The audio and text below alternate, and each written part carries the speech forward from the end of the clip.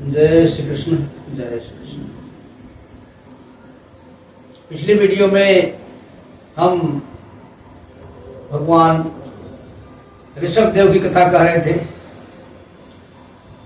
ऋषभ देव जी के 100 पुत्र हुए थे, उसमें भरत जी सबसे बड़े थे। वे महान गुणवान, महापराक्रमी, महाधर्मात्मा थे। तो इसलिए ऋषभ देव जी को उनकी कुशलता पर पूरा विश्वास था और वे अपने संकल्प मात्र से ही उनको इस पृथ्वी का भार, पृथ्वी का शासन करने का जिम्मेदारी उन्होंने दे दिया। इसके बाद पिता की आज्ञा मान करके वो विश्वरूप की पुत्री पुरंजनी से वो शादी किए और जिस प्रकार ये पंचभूत होते हैं, पंच तन्मात्राएं, उसी प्रकार से उन्होंने सुमति, सुदर्शन, धूम्रकेतु आदि 5 पुत्र पैदा किए और ये 5 पुत्र भी जो है अपने पिता के समान ही ऊर्जावान, यशस्वी, कर्मठ थे।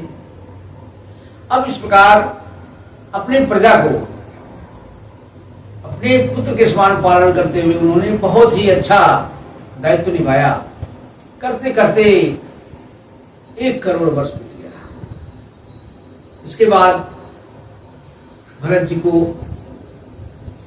हुआ कि नहीं, अब हमें कुछ जो है भगवत आराधना करना चाहिए और इसके पहले उन्होंने बहुत सारा यज्ञ किया, जितने सारे यज्ञ किए, लेकिन यज्ञ कर्मों का फल उन्होंने जो है भगवान को ही अर्पित कर दिया और वो मानते थे कि ये जो सारे कर्मों के जो है दृष्टा दाता भगवान सूर्य हैं, वो भगवान के नेतृत्व हैं और सब में संतुष्टि रखते हुए वो भगवत आराधना करते हैं। अब एक समय ऐसा आया कि वे इस सारी पृथ्वी का भार, इसका जिम्मा अपने पुत्रों में दे करके वे अपना राजपाट सब छोड़ के चल दिए और पहुंच गए कुल्हाश्रम, जो हरिहर क्षेत्र के नाम से है। वहां पर चक्र नदी, आजकल जो गंडकी नदी कहते हैं ना, वहां पर गए और वहां के उपवनों में रहकर के एकांतवास किया और सारा ध्यान भगवान की सेवा उपासना में लगा दिया।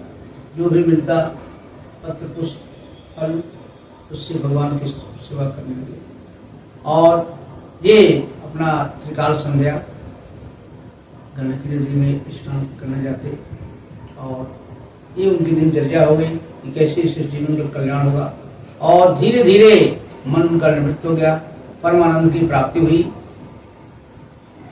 लेकिन प्रकृति जो होता है, जो वो होता ही है। एक दिन की बात है, वे प्रातः काल में गंडकी नदी में स्नान करके थोड़ा कुछ क्षण के लिए वहीं पर वो बैठे रहे। तभी क्या देखते हैं, एक हरणी जो है आती है जल पीने के लिए। अब वो अभी जल पी ही रही थी कि तभी एक भयंकर सिंह की गर्जना हुई।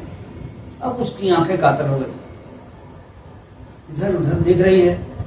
अब आवाज सुन करके अपनी जान को बचाने के लिए वो नदी की ओर भागी और चाहती थी कि नदी को पार कर जाए। और जब वो छलांग लगा करके नदी पार करने का प्रयास कर रही थी, तभी जो है उसका गर्भ अपने स्थान से च्युत हो गया और वो जोन द्वार से उसका गर्भ जो जल में गिर गया और वो जैसे तैसे तो वो नदी पार हो गई, अपने झुंड से बिछड़ गई और उस पार जाकर के एक गुफा में गिरी और वहीं पर उसकी मृत्यु हो गई। महाराज भरत ये जब देखते हैं मेरे शावक को पानी में वो बहता जा रहा था, उनके अंदर पार करुणा और पार दया की भावना उदय हुई और गए और उस मृत शावक को निकाल करके लाए। अब उसकी देखभाल करने में, पालन पोषण करने में उनका ज्यादा समय बीतने लगा और जो यम नियम आदि थे, धीरे धीरे उनकी पूजा का समय वो कम होने लगा। अब उनकी मानसिकता है हर प्रकार से कैसे इस जो है मृत शावक की रक्षा करें। दिन रात यही सोचते अब अगर कभी जाते कुछ संध्या वगैरह लेने के लिए तो भी उसको अपने साथ ले आते कि कहीं ऐसा ना हो कि व्याघ्र शुकर आदि उस पर हमला कर दे, कुत्ते काट डाले। उसकी सुरक्षा में कभी कभी उसको अपने कंधे पे बैठा लेते, अपनी गोद पे ले लेते। अब बताइए ऐसा हो गया कि अपने इन महान जो हृदय के स्वरूप से अपने पुत्रों को त्याग करके और भगवत प्राप्ति के लिए वन में आए थे, लेकिन फिर वो जो है एक अगला ही जो महामोह का एक पुण्य बन गया, एक मृग शावक। हर हमेशा कभी कभी जब उससे झूठ मूठ का नाराज होते तो समाधि का बहाना करते, तो वो आकर के अपनी छोटी छोटी जो है सिंगों से उनके पीठ को खुजलाता। इससे उनको बहुत ही आनंद की प्राप्ति होती थी। और कभी कभी वो उसके ऊपर लाए हुई संध्या को अगर अपने मुख से जो है छीन लेता, बिखेर देता, तो थोड़ा उसको हल्के से झपटते तो बेचारा एकदम चुपचाप एक जगह बैठ जाता।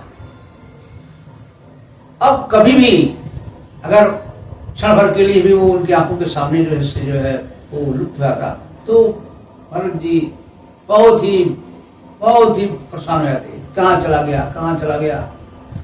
वो अपने बंधुओं को छोड़ करके बस मुझको ही अपना सब कुछ मानने लगा था, कहाँ है।